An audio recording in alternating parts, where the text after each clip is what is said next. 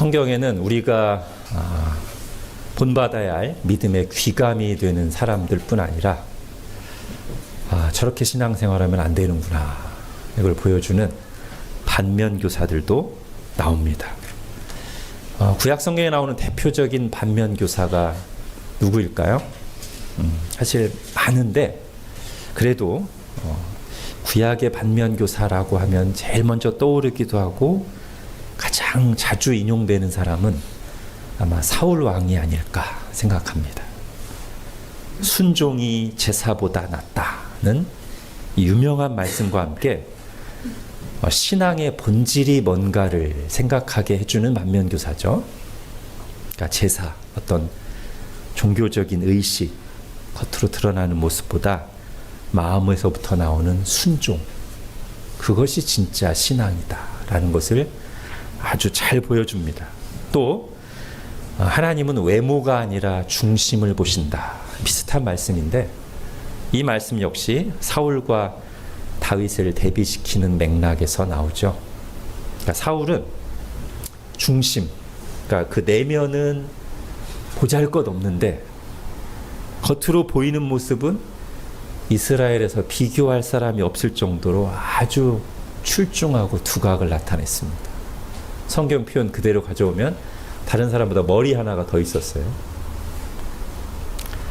또한 사울은 하나님을 향한 진실한 사랑과 신뢰가 없으면서도 겉으로 드러나는 종교의식을 굉장히 중요하게 여겼습니다. 그래서 입으로는 하나님을 말하고 어떤 종교적인 형식으로 치장했지만 사실 사울이 두려워한 것은 하나님이 아니라 사람들을 두려워했습니다.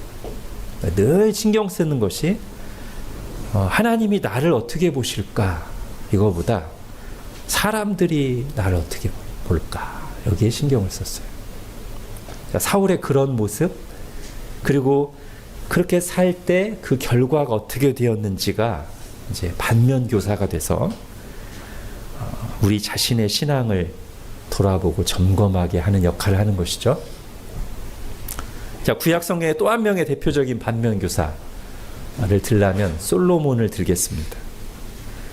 사실 솔로몬과 비슷한 케이스들이 많은데 그래도 그 중에 가장 유명한 사람이 솔로몬이니까. 자, 어떤 그 솔로몬류의 반면교사가 어떤 사람들이겠어요?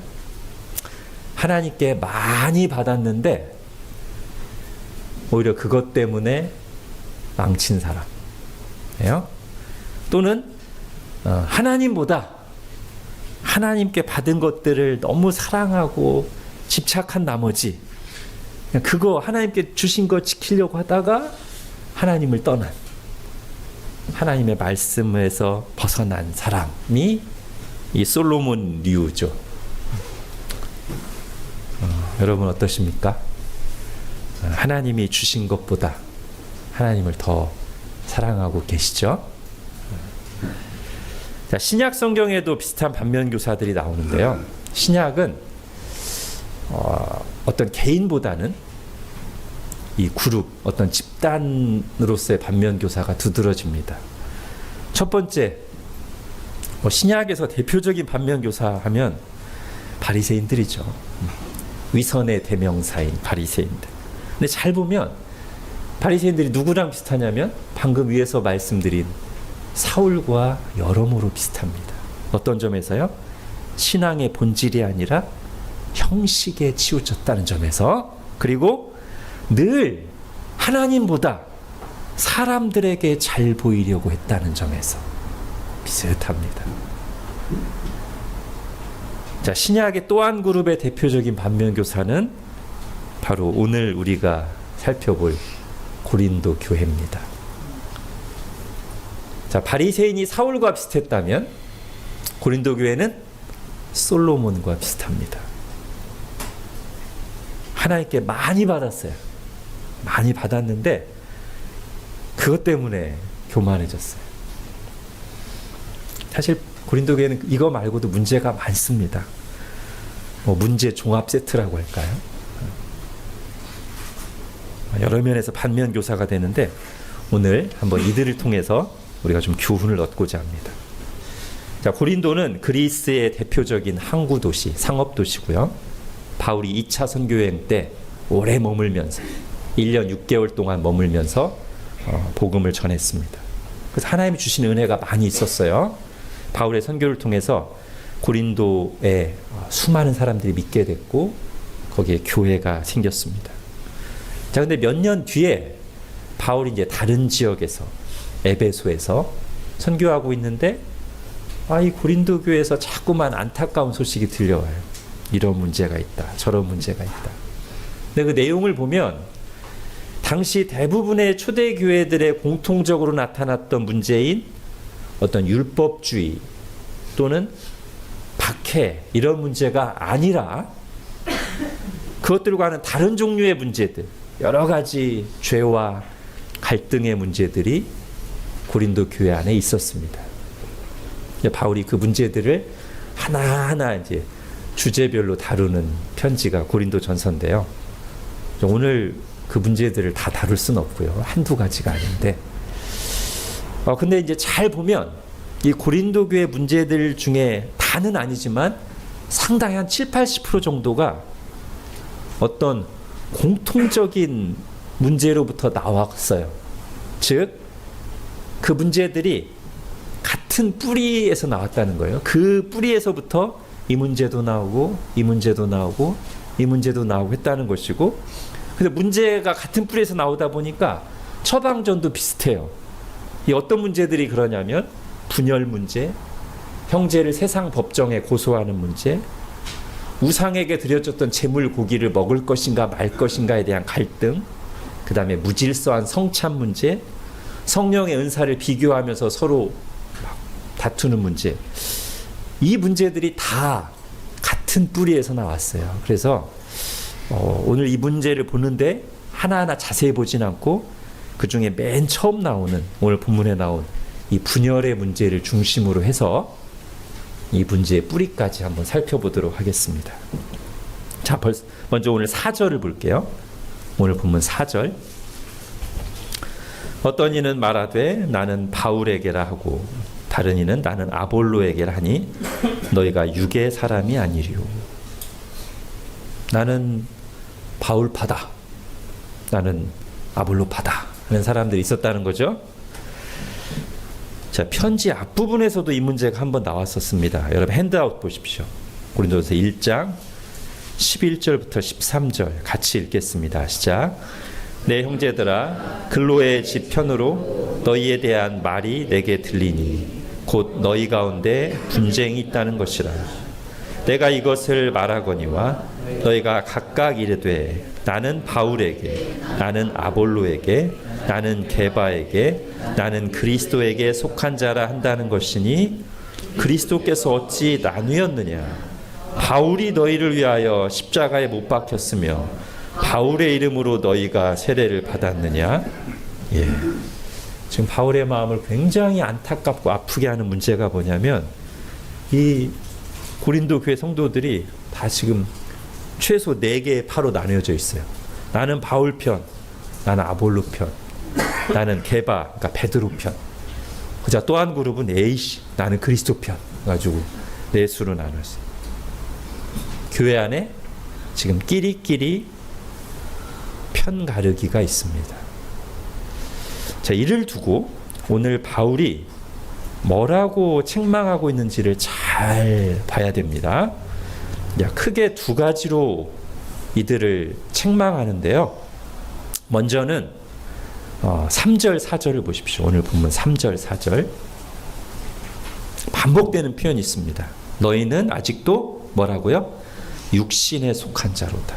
육신에 속한 자라는 말은 하나님께 속한 자, 또는 성령님을 따라 사는 자, 또는 쉽게 말하면 영적인 자의 반대말이라고 생각하시면 돼요. 너희는 아직도 육신에 속한 자다. 너희 가운데 시기와 분쟁이 있으니 다시 어찌 육신에 속하여 사람을 따라 행함이 아니리요. 4절에서도 어떤 이는 말하되 나는 바울에게라 다른 이는 아볼로에게라 하니 다시 한번 너희가 육의 사람이 아니리요. 예. 자, 2번째는 또 뭐라고 이들을 책망하냐면 그래서 너희는 영적으로 어린아이다 라고 합니다. 1절, 2절을 보십시오. 형제들아, 내가 신령한 자들을 대함과 같이 너희에게 말할 수 없어서 육신에 속한 자 곧 그리스도 안에서 어린아이들을 대함과 같이 하노라. 내가 너희를 젖으로 먹이고 밥으로 아니하였노니 이는 너희가 감당치 못하였거니와 지금도 못하리라. 다른 말로 하면 지금도 너희는 젖먹이다. 지금도 너희는 영적인 어린아이, 미숙한 신자일 뿐이다 라고 책망합니다. 자, 지금 바울이 고린도 교회를 향해서 책망한 이 두 가지 말 있잖아요. 이게 고린도 교회가 자기들 스스로에 대해서 생각하던 것과 지금 반대를 말한 거예요. 즉 고린도 교회 사람들은 스스로를 매우 영적인 자들이라고 생각했습니다. 왜냐하면 그들에게 온갖 성령의 은사들, 영적인 은사들이 많았거든요. 그러니까 자기들은 굉장히 영적이라고 생각했어요. 근데 바울은 아니, 너희는 육신에 속한 자다. 자, 또 하나, 그들은 스스로 믿음이 좋다고 생각했습니다. 성숙한 신자라고 생각했어요. 왜? 지혜와 언변을 가지고 있었어요. 다른 말로 하면 아는 게 많고요. 말도 잘했어요. 유창하게. 그래서 본인들은 믿음 좋다라고 생각하는데 바울은 뭐라고 하냐면 아니, 너희들은 영적으로 아주 어린아이, 미숙한 신자, 젖먹이에 불과하다라고 말하는 거죠. 여러분, 하나님께서 고린도 교회에 여러 가지 은사와 지혜와 언변을 풍성하게 주신 것은 사실입니다. 그리고 바울은 그것에 대해 심지어 하나님께 감사하기도 합니다. 여러분, 핸드아웃에 고린도서 1장 4절부터 7절을 보십시오. 그리스도 예수 안에서 너희에게 주신 하나님의 은혜로 말미암아 내가 너희를 위하여 항상 하나님께 감사하노니 이는 너희가 그 안에서 모든 일 곧 모든 언변과 모든 지식의 풍족함으로 그리스도의 증거가 너희 중에 견고하게 되어 너희가 모든 은사에 부족함이 없이 우리 주 예수 그리스도의 나타나심을 기다림이라. 예. 여러분, 우리가 이것을 분명하게 구분할 필요가 있습니다.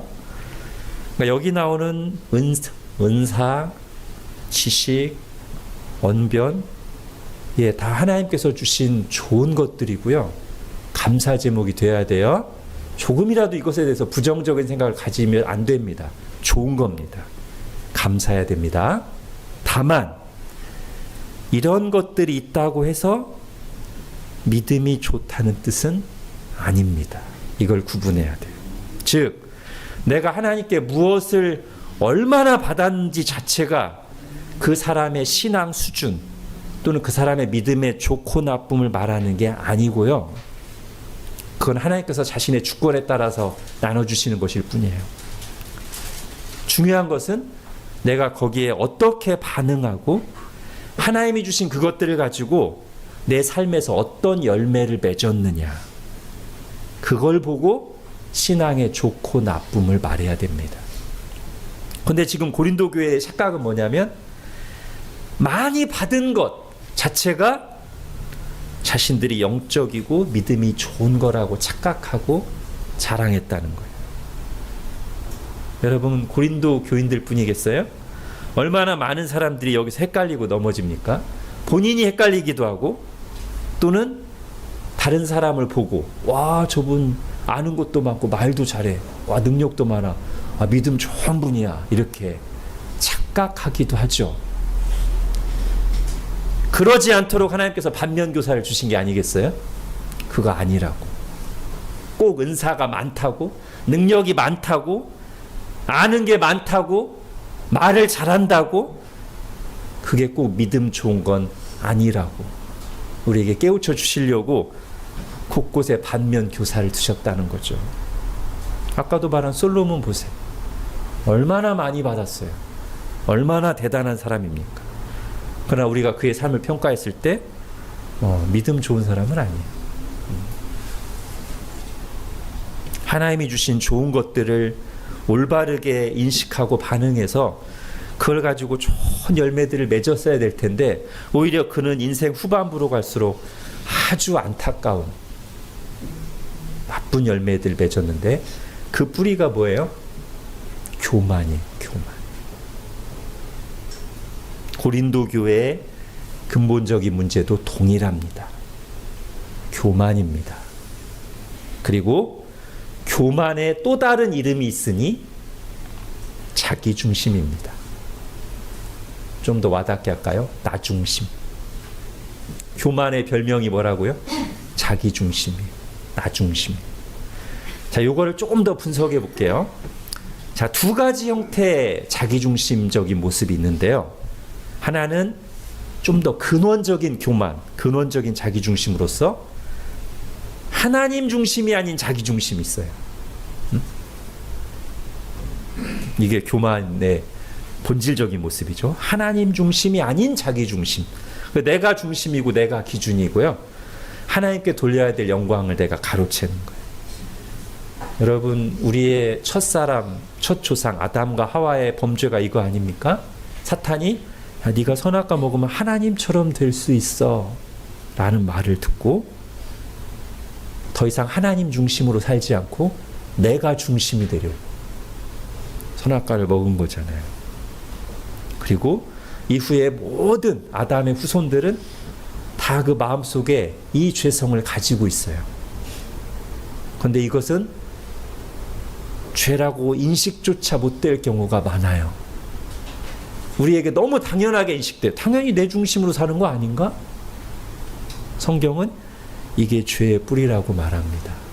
비유하자면 여러분, 나무가 있잖아요. 나무가 있고 저기 끝에 가지 하나 잎사귀 하나가 매달렸는데 이 가지와 잎사귀가 나무 없이 존재할 수 있어요, 없어요? 없죠. 그런데 다 이 가지와 나무들이 너무 당연하게 어떻게 생각한다는 거예요? 아, 뿌리 없어도 돼. 나무 없어도 돼. 나만 있으면 돼. 그렇게 생각하는 게 완전히 잘못된 생각인데 인식조차 못한다는 거예요. 대부분 현대인들은. 너무 당연해. 뿌리와 나무를 부정하면서 나 혼자 사는 것처럼 생각하는 게 엄청난 교만인데 죄의 뿌리인데 죄라고 인식조차 못하고 너무나 당연하게. 이게 아담의 후손들, 우리의 모습이라는 거예요. 이게 근원적인 교만, 근원적인 자기중심이라면 여기서부터 필연적으로 따라오는 또 다른 자기중심이 있으니 이것은 다른 사람들을 배려하지 않고 무시하는 자기중심이 있어요. 인간관계 속에서의 자기중심. 자기가 남들보다 특별하다, 잘났다고 생각해요. 다른 사람들을 함부로 여기고 무시하는. 여러분, 아까 제가 언급한 여러 가지 고린도 교회 문제들 대부분이 이 범주에 들어가요.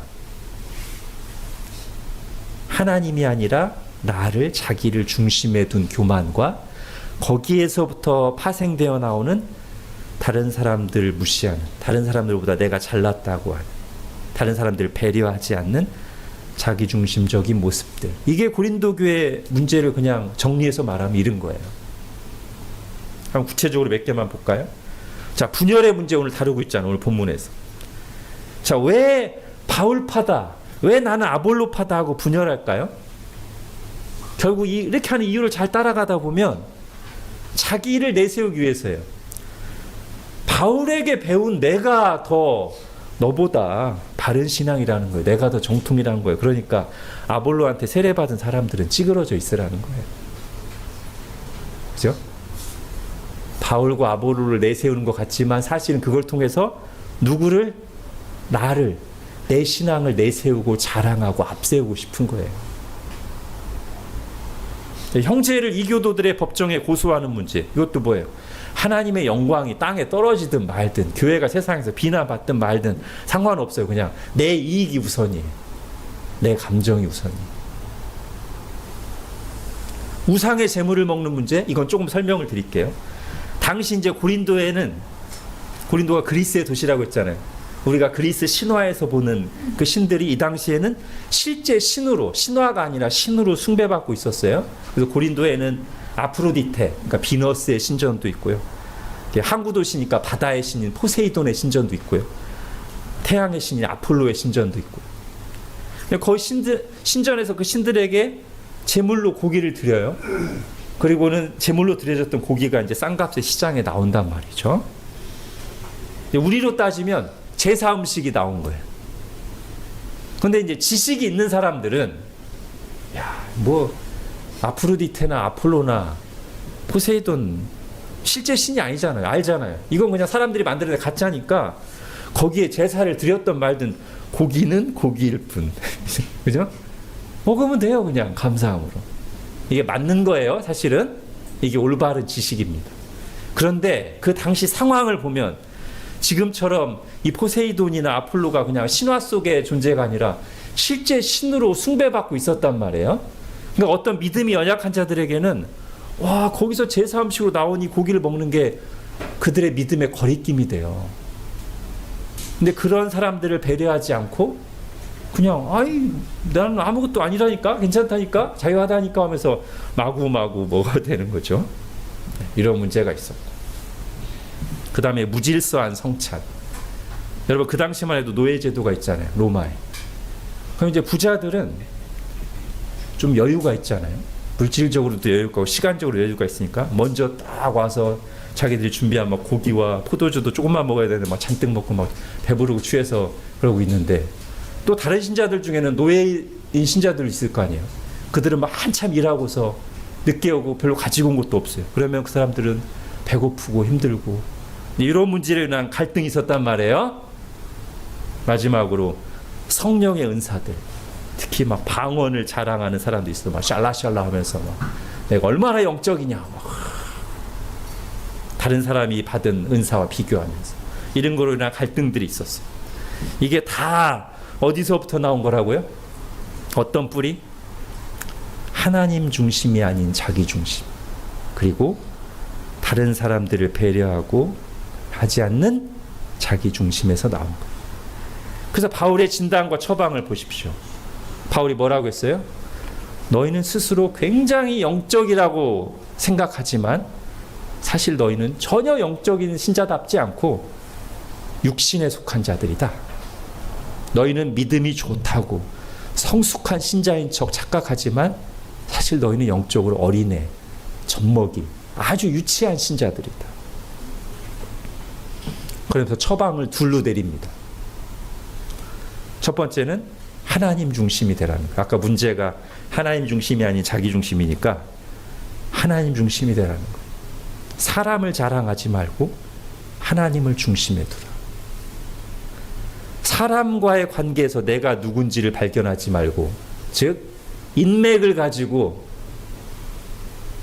자기를 자랑하고 드러내려고 하지 말고 하나님과의 관계에서, 이런 말도 쓰나요? 신맥? 자, 인맥을 자랑하지 말고 신맥에서 내가 누구인지를 발견하라는 거예요. 하나님과의 관계에서.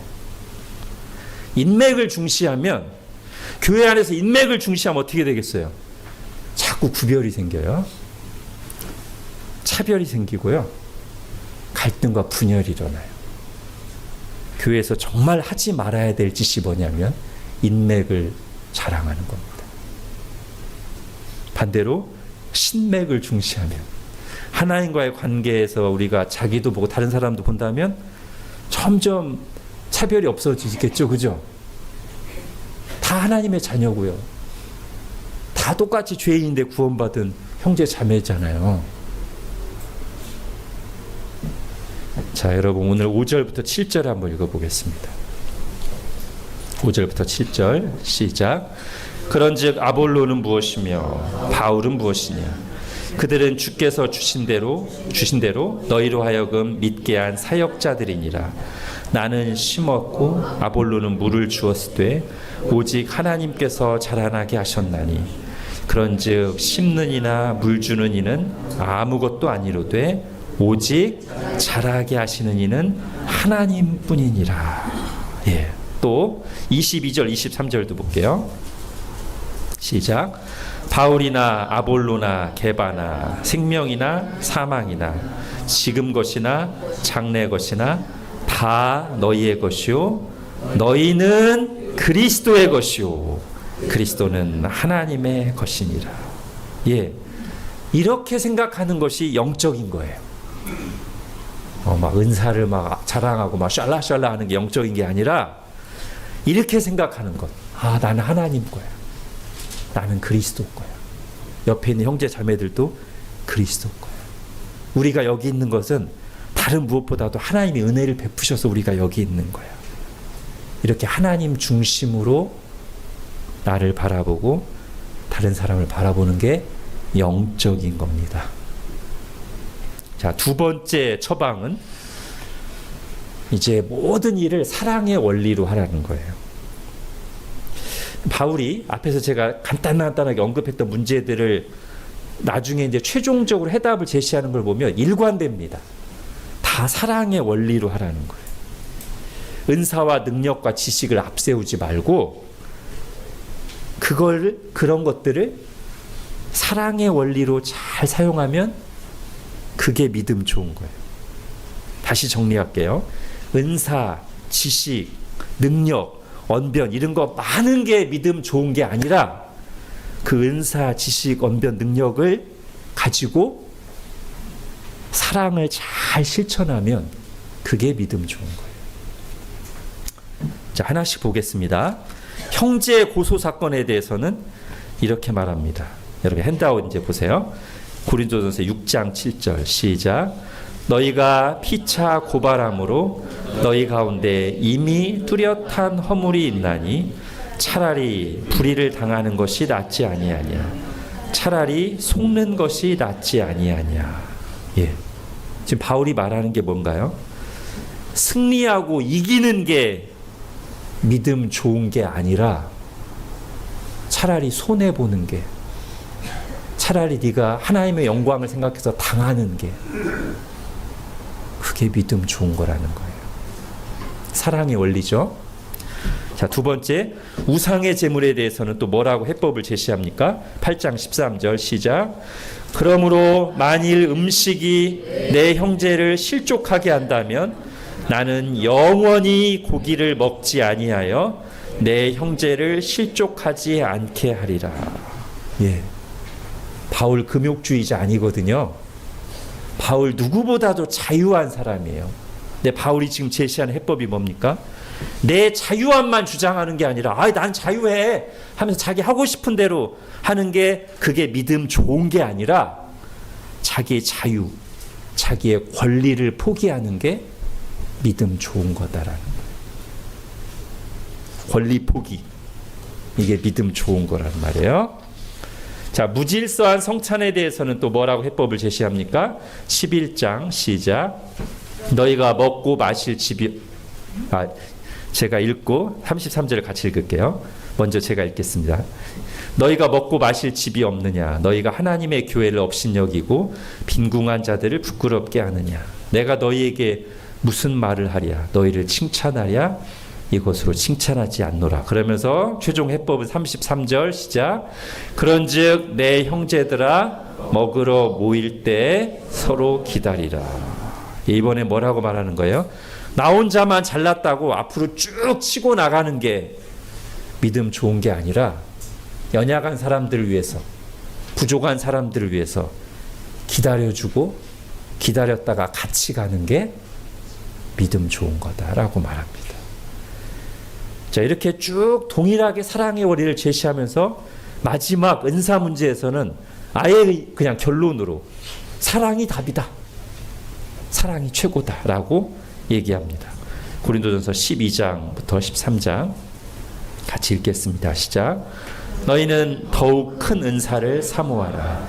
내가 또한 가장 좋은 길을 너희에게 보이리라.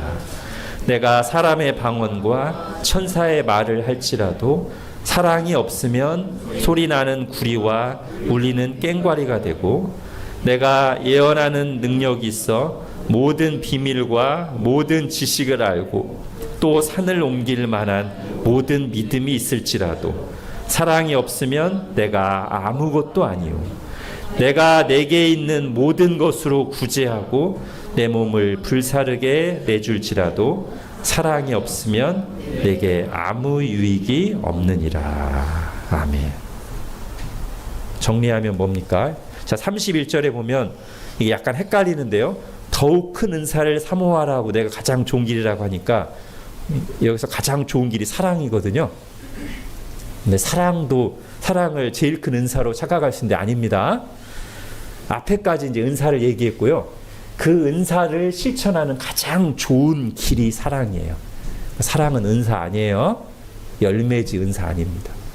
은사를 실천하는, 사용하는 가장 좋은 길, 그게 사랑입니다. 그래서 지금 1절부터 3절까지 얘기하는 게 그거잖아요. 방언이라는 은사, 예언이라는 은사, 모든 비밀과 지식이라는 능력들, 이런 모든 것을 할 때 사랑으로 하라는 거예요. 이게 최종 해법이에요. 그래서 고린도전서 16장 14절에서 다시 한번 그것을 간결하게 정리해서 말합니다. 같이 읽겠습니다. 시작. 너희 모든 일을 사랑으로 행하라. 아멘. 자, 그럼 이 두 가지 처방전을 합쳐볼게요. 아까 앞에는 자기 중심이 아니라 하나님 중심으로 하고, 그것을 자기 중심적인 방식으로가 아니라 형제를 배려하고 사랑하는 원리로 하라. 여러분, 이거 다른 말로 하면 뭡니까? 하나님 사랑, 이웃 사랑 아닙니까? 바울이 이제 지금 이들의 상황에 맞게 표현이라 이런 걸 해서 했지만, 결국 지금 바울이 최종적으로 제시하는 신자의 길은 뭐냐면 율법의 본류인 정신인 하나님 사랑, 이웃 사랑을 실천하라는 거예요. 그것이 하나님께서 우리에게 원하시는 삶의 방식이고 우리가 맺어야 될 열매입니다. 자, 제가 지난주에는 오직 믿음이라는 말씀을 나눴고요. 오늘은 비슷하게 좋은 믿음이라고 했는데, 자, 똑같이 믿음이라는 말이 들어가지만 사실은 강조점이 분명히 다릅니다. 지난주에 오직 믿음이라는 것은 어떤 문맥에서 나온 거예요? 행위냐 믿음이냐, 또는 믿음 플러스 행위냐, 아니면 오직 믿음이냐, 이거였죠. 그래서 지난주는 사실 구원의 문제를 다룬 겁니다.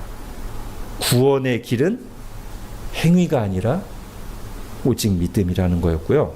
오늘 본문은요, 믿음이라는 말이 들어가 있긴 하지만 사실 오늘 본문은 행위를 다루고 있습니다. 그 믿음에서부터 어떤 행위가 나와야 우리가 좋은 믿음이라고 말할 수 있느냐는 거예요. 다른 말로 하면 오늘은 구원의 문제를 말하고 있는 게 아닙니다. 구원받은 신자가 어떻게 살아야 되는지를 말하고 있는 거예요. 그래서 제가 오늘 설교 제목을 참된 믿음으로 할까, 바른 믿음으로 할까 하다가 좋은 믿음으로 한 이유가 여기 있습니다. 왜냐하면 참된 믿음, 바른 믿음이라고 하면 그것의 대척점에 있는 게 뭐가 돼요? 참된 믿음의 반대는 거짓 믿음이다. 바른 믿음의 반대는 이제 틀린 믿음인데, 이거는 믿음이란 말은 들어가긴 하지만 믿음 아니거든요. 그럼 신자가 아닌 게 되고 교회가 아닌 게 돼요. 그죠? 거짓 믿음, 틀린 믿음은 교회 아니거든요. 이단이거든요. 그런데 오늘 그런 표현을 쓰면 안 돼요. 왜냐하면 바울은 지금 고린도 교회가 수많은 문제들이 있지만 여전히 교회로 보고 있거든요. 고린도 교회를. 그들의 신앙에 여러 가지 오류와 때가 끼어 있지만 여전히 그들을 성도라고 부릅니다. 고린도 교회가 스스로 생각하는 것처럼 매우 영적이고 좋은 믿음은 결코 아니지만, 그렇다고 해서 바울은 그들을 믿음이 없는 사람들로 보지는 않는다는 거예요. 교회됨을 부정하진 않는다는 거예요. 여러분, 핸드아웃에 고린도전서 1장을 보십시오. 바울이 이렇게 문제 많은 고린도 교회를 향해서 편지할 때 그들을 뭐라고 불렀는지 고린도전서 1장 2, 3절 같이 읽겠습니다. 시작. 고린도에 있는 하나님의 교회 곧 그리스도 예수 안에서 거룩하여지고 성도라 부르심을 받은 자들과 또 각처에서 우리의 주 곧 그들과 우리의 주 되신 예수 그리스도의 이름을 부르는 모든 자들에게 하나님 우리 아버지와 주 예수 그리스도로부터 은혜와 평강이 있기를 원하노라. 아멘. 이들에게 문제가 많지만 예수님을 믿는 이들은 여전히 교회고 신자라는 거예요. 그래서 칼빈이 이 부분을 주석하면서 여기서 우리가 배워야 될 사실을 이렇게 말합니다. 문장이 좀 긴데 한번 집중해서 들어보세요. 이 구절에 세심하게 주의를 기울여 잘 살펴서 이 세상에 존재하는 교회들에게 점이나 흠이나 주름진 것이 하나도 없는 교회가 될 것을 요구해서는 안 된다는 것과 어느 믿는 자들의 모임이 우리가 바라는 기준을 모든 점에서 만족할 만한 정도로 충족시키지 못한다는 이유로 그 모임에 교회라는 이름을 사용하는 것은 합당하지 않다고 성급하게 경솔하게 판단해서는 안 된다는 것을 배워야 한다. 칼빈이 우리에게 이렇게 가르칩니다. 바울이 그러고 있고요. 그 바울의 모습을 잘 보고서 칼빈이 우리에게 정리해서 가르쳐 주는 거예요. 그리고 이런 바울과 칼빈의 태도가 좋은 믿음의 모습입니다. 어떤 게요? 지금 바울이 어떻게 하고 있어요? 고린도 교회 여러 가지 문제점들을 보고 그냥 아무 원칙도 없이 이래도 좋고 저래도 괜찮다고 말하고 있지 않아요. 지금 바울은 그거 하나하나를 지적하면서 하나님의 뜻에 합당하게 행하도록 지적하고 바로잡기 위해서 애쓰고 있습니다. 그러면서도 동시에 그들을 함부로 정죄하지 않고 하나님이 부르시고 구원하신 교회로 그들을 바라보고 귀하게 여기고 있습니다. 이 두 가지 태도를 잘 견지해야 돼요. 여러분, 우리가 늘 주의해야 되는 게 뭐냐면 하나님의 말씀을 지켜도 되고 안 지켜도 되는 충고 정도로 가볍게 여기지 않도록 주의해야 돼요. 그러면 고린도 교회처럼 됩니다. 그러나 또 반대로 자칫 바르게 하려다가 하나님보다도 하나님 말씀보다도 더 엄격해지지 않도록 주의해야 돼요. 그럼 누구처럼 되는 거예요? 바르게 하려다 바르새인이 될 수 있습니다. 제가 아까 앞에서 신약교회의 대표적인 두 반면교사가 누구라고 했어요? 바리새인과 고린도 교회라고 했죠. 그러니까 우리가 두 가지를 다 굳게 붙잡고 있지 않으면 잘못하면 하나님의 말씀을 지켜도 되고 안 지켜도 되는 정도의 충고 정도로 내가 취사 선택하는 정도 생각하면 고린도 교회처럼 엉망으로 무질서한 교회로 될 수 있고요. 반대로 너무 바르게 하려다 하나님보다 성경보다 더 엄격해지면 형식주의에 빠지면 바리새인이 될 수 있어요. 둘 다 옳지 않아요. 오늘 바울이 하는 것처럼 하나님의 말씀을 중심에 두고 하나님을 경외하면서 하나님의 말씀에 따라 판단하되 함부로 정죄하지 않는 그런 태도를 가져야 됩니다. 우리가 오늘 한편으로는 반면교사인 고린도 교회를 보면서 또 한편으로는 그런 고린도 교회를 대하는 사도 바울의 모습을 보면서 배웁니다. 그것을 한마디로 정리하면 자기 중심에서 벗어나 하나님을 중심에 두고 모든 일을 사랑의 원리로 하라는 것입니다. 사도 요한도 동일한 내용을 가지고 우리에게 가르칩니다. 하나님의 뜻을 이렇게 요약해서 들려줍니다. 자, 마지막 핸드아웃에 요한일서 3장 23절 같이 읽겠습니다. 시작. 그의 계명은 이것이니 곧 그 아들 예수 그리스도의 이름을 믿고 그가 우리에게 주신 계명대로 서로 사랑할 것이니라. 아멘. 기도하겠습니다.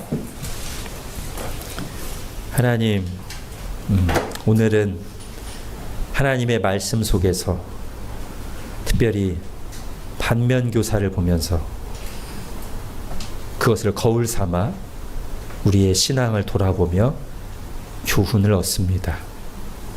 하나님, 고린도 교회가 정말 하나님께 많은 것을 받았는데 그것을 감사하면서 사랑의 원리로 잘 사용해서 열매를 맺었어야 좋은 믿음으로 가는 것일 텐데 이들이 감사하는 게 아니라 자랑거리로 삼고 그냥 그것을 받았다는 것 자체가 자기들 믿음이 좋은 거라고 영적인 거라고 착각하다가 오히려 빵점짜리 신앙의 모습을 보여주는 것을 보면서 우리가 교훈을 얻습니다. 하나님, 저희도 하나님께 무엇을 얼마나 받았는지를 가지고 자랑거리로 삼거나 또는 비교하면서 불평불만하는 자기 중심에 빠지지 않게 해주시고 하나님께 무엇을 받았든지 간에 얼마를 받았든지 간에 감사함으로 반응하면서 그 모든 것들을 하나님의 뜻에 맞게 사랑의 원리로 잘 사용하고 열매 맺음으로 하나님께 영광 돌리고 함께 교회를 세워가는 저희들 되게 하여 주옵소서. 예수님의 이름으로 기도합니다. 아멘.